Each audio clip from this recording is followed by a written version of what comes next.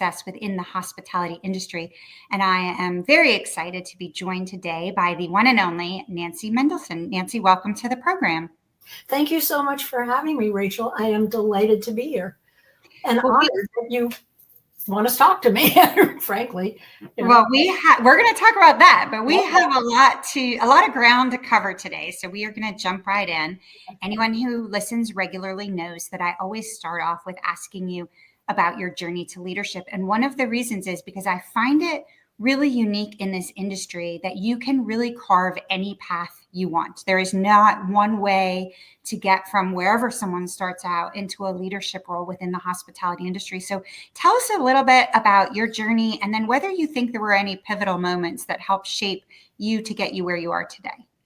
Well, there were certainly pivotal moments, but when you talk about my journey to leadership, I never looked at leadership as part of my journey. It was not if leadership occurred, or if I was leading something, it was not intentional. It was more instinctive and more. It was just me like opening doors for myself and opening doors for other people, and it's still going on. I mean, I was thinking when you said that, in high school, the guidance counselor would always say to me, Nancy, you're not living up to your potential. And I thought, well, what the hell does that mean? And I was like, okay. And I still feel that way. It's like I have potential and I feel like I still need to live up to it. So I'm still on that journey, Rachel, if that makes any sense.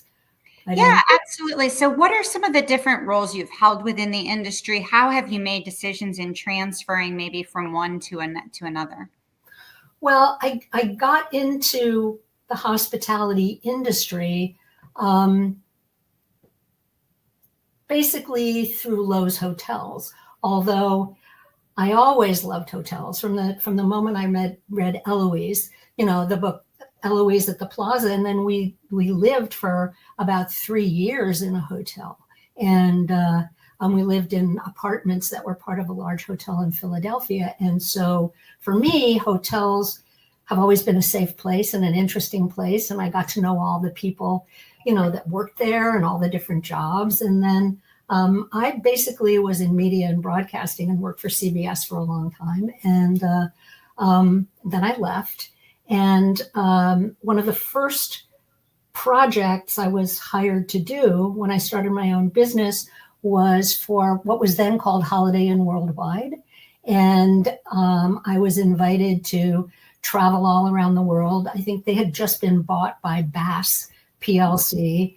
And I was hired to do, I don't know how many videos for one of their big global meetings for owners. And I'd always loved the notion of a hotel and loved being in a hotel, but I never looked at it as an industry until I started traveling around. And especially in Asia and Europe, I learned that some of the general managers that I interviewed had studied in Switzerland, and that an entry-level position at a hotel was the first step on a career path and not just a job until I sell my screenplay. And, through traveling and talking to all these people, owners and operators and travel agents, and understanding the brand, I became fascinated by the business of hotels. And not long after that, I got a call that Jonathan Tisch from Lowe's Hotels wanted to do a video. And I was recommended. I was one of the people recommended, and I got the gig. And that started an extraordinary relationship that first as a vendor, a producer, a writer, a director, a hired gun. And then it led me to being on staff as senior vice president of branding and communication. So that's kind of the Evelyn Wood speed reading version of how I got it, with a lot of stuff in between, but that's how I got it. My girls would be delighted to hear that Eloise at the Plaza had such a profound impact on you, because on them as well. You touched on something really interesting there, which was the impact of some of your international travels and working internationally. I'm curious, from a cultural competency standpoint, What are some of the leadership lessons you took away from that part of your career, especially going to countries where you don't speak a language, you're not familiar with the culture or the customs? Mhm. And what advice would you give to people in the industry that are either thinking about traveling internationally for a career or even potentially relocating? Listening, even if it's not your language, you can hear and get a sense of what's going on. Realize that you are a guest in another culture and you have a lot to learn, to be hired. And I worked at an advertising agency in Medellin, Colombia, and I got hired there and barely spoke the language. And what I learned was, pay attention, listen. You can communicate if you really want to. And the most important thing is to try to find a road to connection. Even if you didn't have the words, how do I connect? How do I connect with you and understand what you're doing? I want to understand your culture and what is it that I can do? And how can I be of value in this scenario? And that just listening and paying attention and being present and, realizing not my culture, but I want to learn all about it and wanting to learn. And that to me is key. I really love that road to connection because that can also apply here. I mean, it doesn't necessarily mean just in terms of an international role, but how important listening and connection are to any set of leadership skills. It's the through line to my life. I mean, I just remember as a child, I had kind of an untraditional, kind of tumultuous childhood, and connection to me was, I didn't have the language for it as a child, but I knew it was important to me. And because in connection, there's a certain safety and comfort. Once you find that, it's that disconnected, floating free in anything that I think makes people anxious and not their best selves. So for me, it's seeking a commonality, seeking a connection with the people around me, with the people I'm working for, with the people who are reporting to me. That's been critical for me. Well, that's really beautiful. Thank you so much for sharing that. I want to turn, one of the hats that I wear in the Women in Hospitality Leadership Alliance has a relationship with Hertelier, which has been a really incredible resource for the industry. And as a co-founder of Hertelier, you have a column, Unpack It with Nancy. I do. One of the questions I love when people ask me about this podcast is for recurring themes or maybe some surprising themes. And so I'm going to turn the tables. I've not asked anyone this before. I want to turn the tables to you and ask you a similar question. Okay. As you are preparing and sharing these really beautiful stories, are there common themes that you're hearing throughout the industry? And are there any themes which maybe have surprised you a little bit? What surprised me is people, especially women, who seem very put together, are very willing to be vulnerable and talk about the things that are troubling them, or that they do want to overcome, or that they do want to learn. And Hertelier, in the stories, the column I write is I hate the word homage, but it is to, someone who was instrumental in helping me change my life. And she passed away when I was in my late 20s. And before she did, I said, what can I do? What can I do to give back? And she said, pay it forward, pass it along. And so the stories, as I learn things and as I have these aha moments, it tends to make me feel that it's not just me, it's something we all share. And, so that's been my motivation and for writing the column. And it's also stuff that comes up in the news, stuff that people are struggling with, that that certainly change in everything, change in life as we know it is here to stay. And how do you deal with that? And what does that bring out in you? And what makes you feel safe? And transitions in your life, what are these life transitions and how do you navigate through them? And, Emily Goldfisher, who you know well, this was her baby and her brainchild. And it happened very organically. We're about to celebrate our 5th anniversary. And we're like, how did this happen? Here we are. She called me up and during COVID and said, I have this idea. What do you think? And will you help me? And we didn't know where it was going or what it was doing and how we were going to do it. And it's been this incredible evolution. And hospitality is her passion. And elevating women is certainly a passion we all share. Certainly you do, and have done a tremendous amount of, getting visibility for women on the stages and speaking and just in general. And it's the fact that we do bring value and that we are making a difference is because we're human. And, as what's that expression, lift as you rise. And, the more we learn, the more we try to pass it along. And I'm just so proud of Emily. And, her passion, my passion is building things and, taking something and building it and working with someone and making their dreams come true, helping them get to where they want to be. And as a result, I get to learn new things and get to a new place. And so I'm so delighted that Hertelier is making that difference. And, I hope, 5 more years for us or more. So thank you for saying that. I can't believe it's been 5 years. I actually interviewed Emily for the podcast. People can visit us at the website to see about that. You just touched on a really important theme, though, and you mentioned it when you were talking a little bit about your journey. I think it's really interesting how many people perceive either competence or confidence to be someone who cannot also have self-doubts. I talk about judging a book by its cover.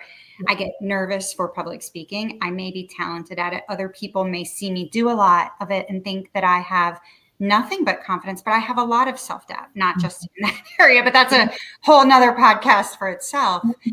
Is that something that you experience and have throughout your career? And if so, do you have any strategies for tackling it? Do you have anything you would share with others who might be going through periods of self-doubt in their own career? All my life. I mean, not even in my career, in life. And I think, I think a lot of it, we've all been raised differently. And, some people are set up for success based on by their families, based on who they are.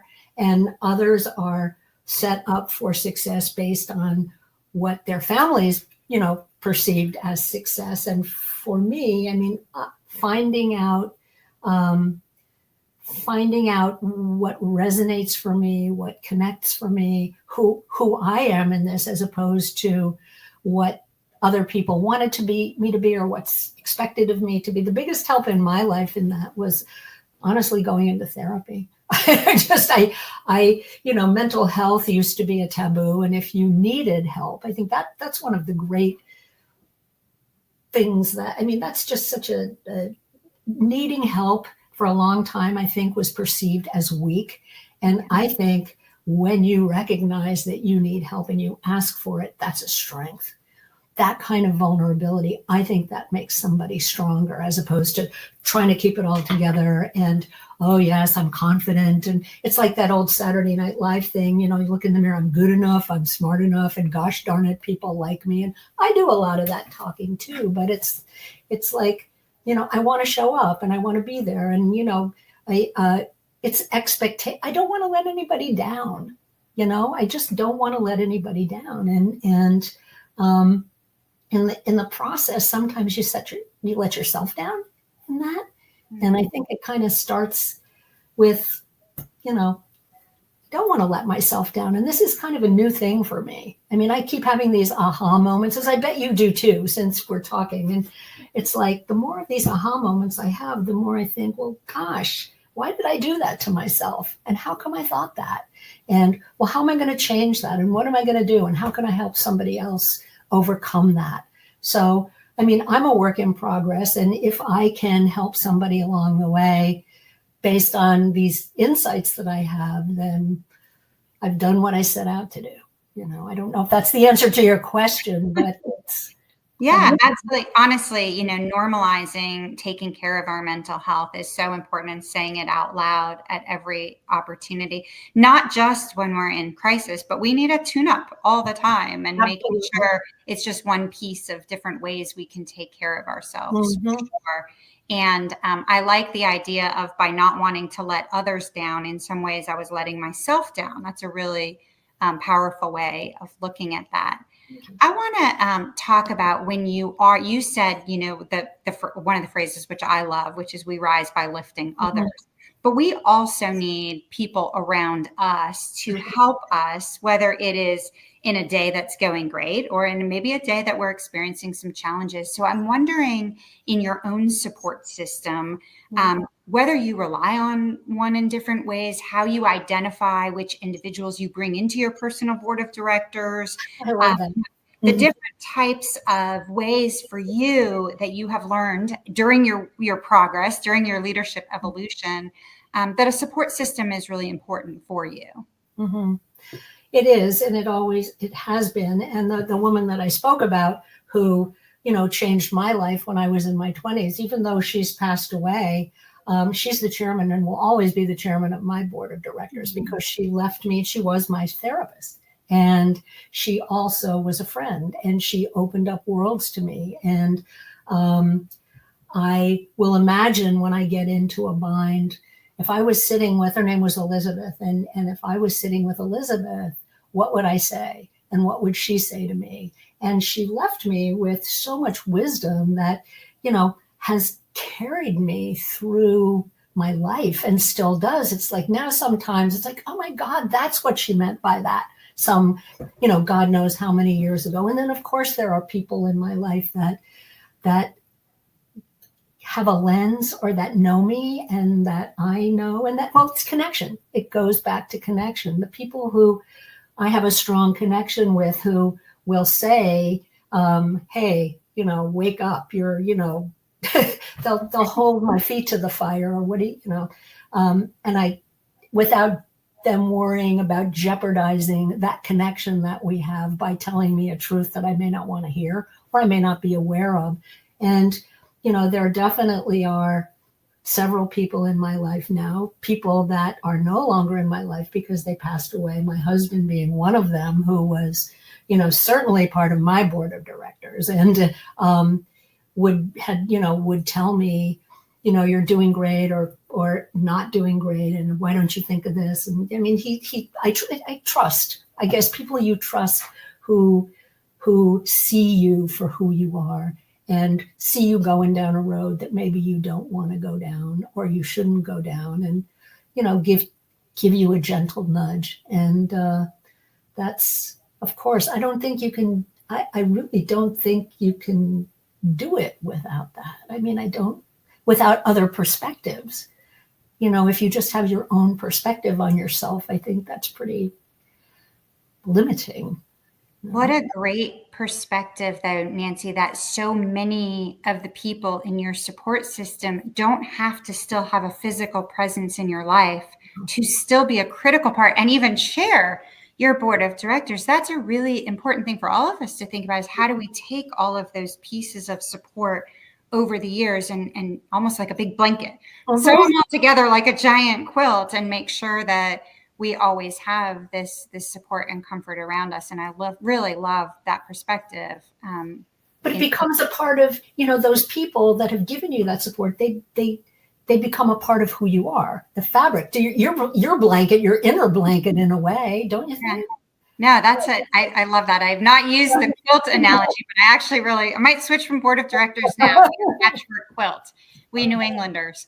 Yeah. You and I, although our paths had crossed a little bit in the last few years, we had not met in person until earlier this year when you graciously invited me to speak at an event and then interviewed me on site for that event.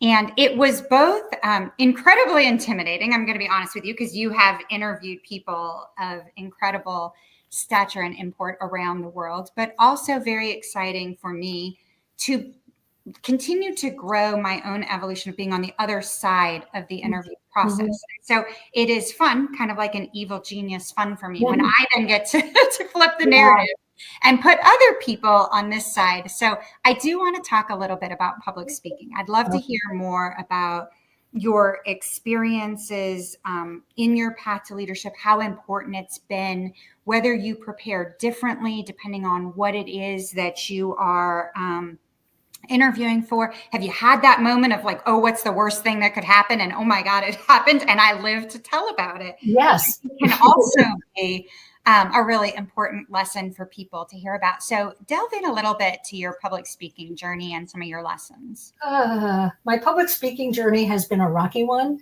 I am much better at a conversation than I am at a presentation. The presentations I have been asked to give throughout my career, I have tried to turn into conversations because I just don't feel like I'm good at it. I remember years ago, I was working for CBS, and we had to do my boss and I at the time were invited to do this big presentation, and we were all prepared to do it, and we practiced it, and it was going to be like, he was going to set up the case study and I was going to talk about how we at the network handled it. And, I was listening to everything that was going on and all the other speakers. And by the time we got up on the stage, he started to lay out the case study. And I said, I can't do this. I've been listening I can't tell you this is how we do it at the network, because I've listened to all of you and what you do, and your guys are awesome. So I'm like, I'm not a loose cannon, but I'm just not, I don't even know what to call it. And I do work with people, preparing them to speak, and I'm really good at it. But for myself, it's like the shoemaker who was great making shoes for other people, but it takes work for me. And this, I love to talk with you. And of course I was nervous, and it's that, well, I don't want to let you down because you feel that I'm worth talking to. So I'm still a work in progress, and I don't like to do it. I don't like to be, with hertelier. Emily has become outstanding and, at public speaking, and she is very much the face of hertelier, as it should be. And I want her to be, because I don't want to be, and for any number of reasons. But I've been asked to do more things. And so this is now, I'm trying to make a concerted effort as living up to my potential, if I have a potential as a public speaker. But it's daunting.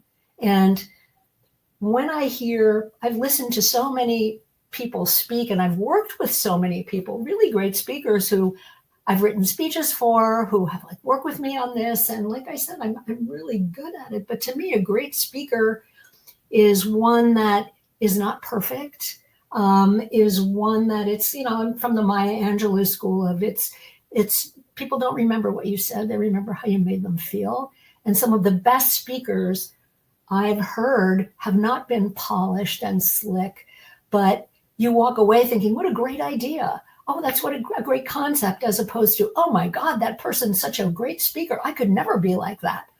I don't want to think about the speaker. I want to walk away thinking about the idea. So I try to do that to myself too when I'm speaking. It's like, it's not about being perfect. It's it's about being there and being present and trying to connect. We're back to that, which is like I said, a through line in my life. I've seen people command rooms where you feel like they're just talking to you. And there are thousands of people in the room, and they found a way to connect, and everybody feels like they're talking to them. And I think that's a gift. And I think that comes with not being perfect, with being authentic and being present. Well, there's that theme of connection again, but also the human, just not being so polished that you are relatable. I also love the interviews and not the presentations or the keynotes. I think part of that is my own self-doubt of who wants to sit there and listen to me for 30 minutes, but you and I can have the exact same conversation that I would present in a keynote. And I find it much more engaging to listen to the conversation and the back and forth and the time that I enjoy speaking with you here. Nancy, as we think about leadership in a lot of different ways, one of the consistent things we hear, especially for women, but it can apply regardless of gender, is not doing a great job advocating for ourselves, whether it is a role, whether it is compensation, whether it might be to work on a project, other types of things.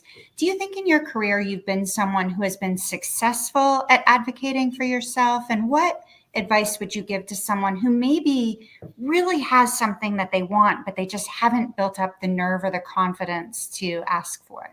Well, it's interesting you say that, because my newest column is about asking for what you're worth, like making your, like that your self-worth and your net worth should match in some way. And I have advocated for myself most of my life, sometimes successfully, sometimes not successfully, but I don't stop trying. And when I worked for CBS, I got promoted and I was put in a position of leadership, and I had men reporting to me who made more money than I did. And it didn't bother me because I loved my job. I loved what I did. And HR knew about it, or what at that time they called it personnel. Everybody knew about it, and my bosses at the time knew about it, but nobody made it right. And then we got a new boss. And the second day of his leadership, he walked into my office. He said, "Do you know you have men reporting to you that make more money than you do?" And I said, "I do." He said, "That's wrong." And yeah, but I felt kind of helpless to advocate for I just felt like it at that time, especially. It was in the late 80s, early 90s. It just felt like I didn't know I could. I didn't know I could. And there were rules, and if you're a certain level, you get this much, and if they have all those rules and regulations and strategies in place for how you got paid. And he made it right. And I didn't, he advocated for me without me even asking for it, which, that's rare. But when I do feel that I deserve something, or someone who is with me deserves something, I will, now that I'm saying that, I will go to the mat for someone else. Well, there you go, Rachel. I will. I am like a beast. I will go to the mat for somebody else, and less so for myself. But I'm getting there. I like the concept, though, of you can and you should. That was what I just took away from what you were saying. Yes. You can do it and you should do it. I think I've fallen into the bucket of I probably could, but I didn't. Yes. So now, as I'm hearing you talk, I'm like, but why didn't I? And I, like you, I would go the mat for anybody else that needed it. Well, Nancy, as we wrap up on time, I have one quick one, and then I'm going to wrap up with a couple of questions. But you have talked about being a work in progress, being on a leadership evolution, things I relate very closely with, as you know. I'm curious if you believe that you have a North Star or a personal mantra, some sort of guiding point that helps you in that evolution, helps you in that work in progress, where you're like, I look or think about this particular concept as I'm moving forward in my journey. That is a very good question. I don't know that there's an easy answer. There probably is an easy answer to that, but it's multifaceted for me. My North Star is wanting to leave the world a better place, wanting to help people, wanting to be of value, to be valued. For a long time, I thought, well, what is it that I want to do next? And then I realized it's not what I want to do so much as how I want to feel about what I'm doing. And I thought, well, let me break that down. What does that mean? It means, being of value, of feeling valued, of connecting with people, of having a common goal, of, I can also, I can be a boss, but I love to be part of a team. I'm very collaborative. And I think collaboration really moves mountains more so than somebody standing in front of everybody and leading. And I like to think of it as, the more doors I open for myself, the more doors I'm able to open for other people. And that, like with Emily, I want it. wanted Emily. I want Emily to be her best Emily, and follow this mission of hers because she's passionate about it. And like I said, I'm trying to do that more for myself. And it's like, what do I want to be when I grow up? I mean, I better figure it out soon, but I'm still there. Like I'm still like, what is my potential now? I mean, every life stage, it's like, okay, now I'm at this point in my life and that doesn't work, but what does work, and how can I take these things that are meaningful for me at this stage of my life and what can I do with them? And that's why I mean, it's probably going to go on for the rest of my life. So I like that, not what do I want to do next, but how do I want to feel next, and making decisions about what you're doing. Yeah. If we are to think about your little girl reading Eloise at the plaza back then, I love advice to your younger self so much, because I also believe we are a work in progress. And a lot of that comes from reflecting on the past. What would you tell that little girl, Nancy, either about how things have gone for you, or maybe something that would have made an impact in how the journey has been for you? Trust your gut, trust your intuition, trust your instincts, because they're usually right. And I've only gotten into trouble really when I haven't trusted myself. Or as a little girl, watching Pinocchio, in the words of Jiminy Cricket, always let your conscience be your guide, and do that, because I had good instincts, and sometimes people don't agree. Sometimes the way you're raised, you're taught, you can walk into a room and say, gee, it's freezing in here. No, you're crazy. It's hot in here. What's wrong with you? When enough people tell you you're crazy, you think, well, maybe I'm not right. And that whatever I'm feeling and what I'm, that it's okay. And that I did go through some very difficult stuff, but I would say to that girl, you're going to be okay. And you did okay. And what didn't kill you made you stronger, and still does. So Trust your gut, trust your instincts, and you're going to be okay. I love that. Well, Nancy, as you know, because we have in the past, I could talk with you all day long, but we are going to be wrapping up now. So as you think about our motto of empowering personal success, you've shared a lot of great advice with us and some of the things that have really made a difference for you. Do you have one final nugget you want to share with our listeners? Oh, gosh. God, I mean, it would be about connection. And it's so important. So many people keep themselves apart and don't want to connect, but connecting with a person, connecting with an idea, find that common ground, find those people that you can connect with, find those corporate cultures that you can connect with, because it makes such a difference in your life. That is great advice. Nancy, I appreciate it so much on behalf of the things I have learned from you, but also this industry continues to learn from you. Thank you so much for your leadership. We really appreciate you joining us today. Thank you so much, Rachel, for having me. And if you enjoyed today, we hope you'll head over to itspersonalstories.com to hear from other inspiring leaders in the hospitality industry. Thank you so much for